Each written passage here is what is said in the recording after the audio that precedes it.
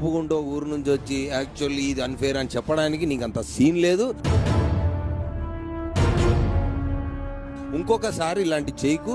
నేనైతే ఏదో సరదాగా చెప్పి పంపిస్తా కానీ తర్వాత నీకే చాలా డ్యామేజ్ అవుతుంది. You are done. అసలు ఇలాంటి వారిని ఏమనాలి, దేనితో కొట్టాలి?